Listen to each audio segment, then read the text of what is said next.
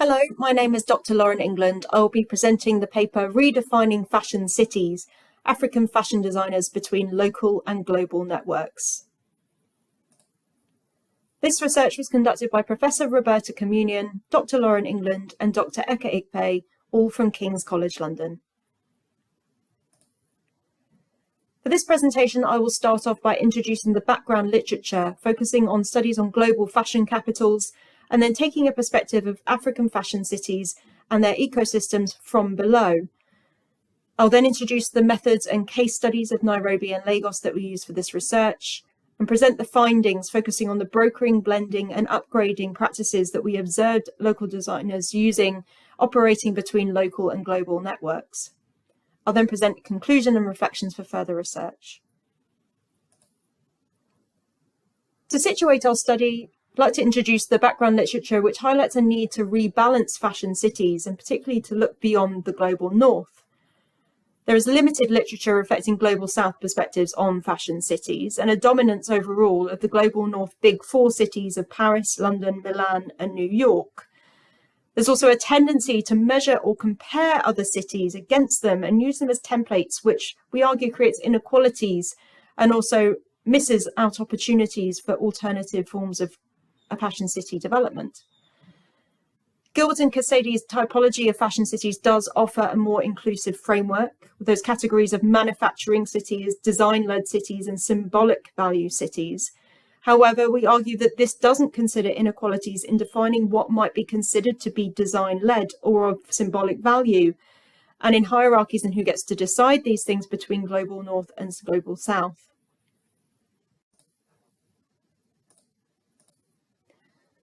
We therefore argue that it's problematic to equate or compare fashion cities with those in the global north, including those that might be described as second-tier fashion cities. It's also problematic in reference to climate adaptations and new trajectories that might be emerging in relation to sustainable development, which are moving away from mass manufacturing, focusing more on ideals of lower volume, higher quality production. We are also seeing demographic and cultural shifts and a growing recognition of African creativity, which may radically alter in the future what is judged to be of symbolic value and by whom. So we join a growing body of literature on decolonizing fashion and aim to offer new perspectives that are much needed on fashion cities that recognize non-global north frameworks for urban creativity and value creation. In doing this, we adopt an ecosystem perspective. Creative and cultural ecosystems, or CCEs frameworks, allows us to focus on interconnections and interdependencies within creative and cultural ecosystems and between the ecosystem and wider socio-economic and political systems in which they exist and evolve, building on the work of de Bernard et al. The ecosystem perspective allows us to explore across scales from the micro, meso, and macro, to consider interactions between designers and communities, markets, both national and international, labour markets, and social values. It also encompasses the idea of cities as a source of ideas, knowledge, inspiration, as well as production inputs and markets. And finally, we can consider mobilities within the city and beyond, connecting local urban conditions to global structures and dynamics. So in this work, we build on studies by England et al. And Ikpe et al., which are forthcoming, which explore the ways in which designers interact with the ecosystem, presenting a new understanding of fashion cities from below. And in this way, here below signifies entrepreneurial activities that are governed below and outside of global north networks. We position that fashion designers can be considered as lead firms from below, and here the emphasis is on firms operating at the micro level, working internationally but independent of global brands. Here designers contribute to local development and they also act as cultural agents. So we see designers as potential dominant actors in national, regional and global value chains. In this way, they can lead markets from below through their design, marketing, and branding activities. This is very much a framework that we would welcome others using and adapting for their own contexts. So to introduce the practice for this study, and the methodology we used was primarily qualitative data collected between 2019 and 2020, involved an interview with 18 designers from Lagos and Nairobi, and also 6 focus groups which took place in Nairobi. Our participants include designers, entrepreneurs, fashion collectives, academics, and educators. We conducted a thematic analysis of the interview data, and our codes covered areas including global connections, markets, global, local, national and regional, hard infrastructure and soft infrastructure, sources of knowledge, sources of inspiration and influence, sourcing of materials, the relationship with the city, and spaces of entrepreneurship. Our 2 case studies are Nairobi and Lagos, both considered to be national hubs for fashion in their respective countries. Nairobi is the capital of Kenya, and it's a site of growing interest for outsourcing and fashion production. It also has a high concentration of designers and tailors, and is home to a lot of key sector organisations, including the Association of Fashion Designers in Kenya, also hosts Nairobi Fashion Week and East African Fashion Week. In Nairobi, we have seen an emphasis really on sustainable and ethical fashion. Lagos itself is the commercial capital of Nigeria, and also often referred to as the fashion capital of Africa.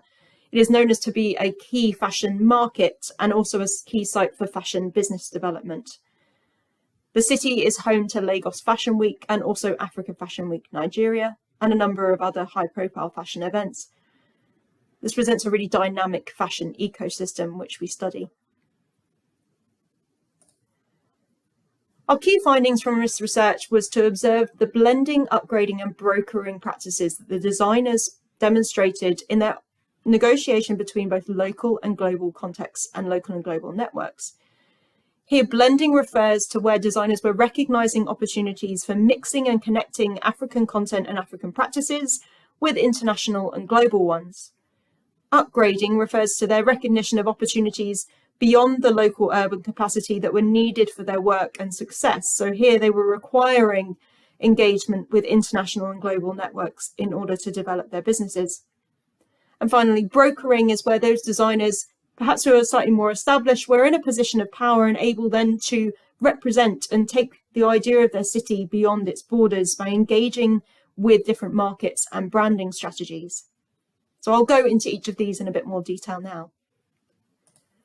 So firstly, blending. We observed this in the practice of where education was coming into play. So often the designers had a level of international education, although not always. And a number of these designers, whether through actual sort of formal education or through professional experience and knowledge gathering in an international context, would combine this with a deep local knowledge and local intricacies, making also often contributions to the local education system by contributing to university courses or providing mentorship, advice and guidance to emerging designers. Here we saw that there was a real valuing of local knowledge and traditions, both in the development of the brand and the distinctiveness in global markets, and also a practice of showcasing their culture and identity as expressed through their design and storytelling. All of the designers recognize the value in their design as being distinctly African, although there was a lot of discussion about what constituted an African design, reflecting also the diversity both of the countries that they were in and of the continent overall.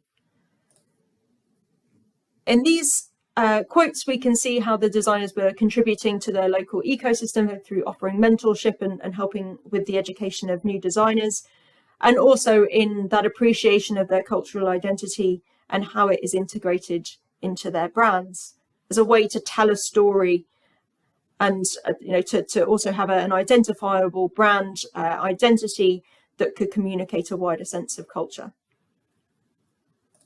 The second practice was upgrading, and here this is where the designers were navigating different challenges, local limitations, for example, a dependency on imported fabrics or other outputs, a reliance on outsourced production to meet high quality production standards, particularly when trading internationally.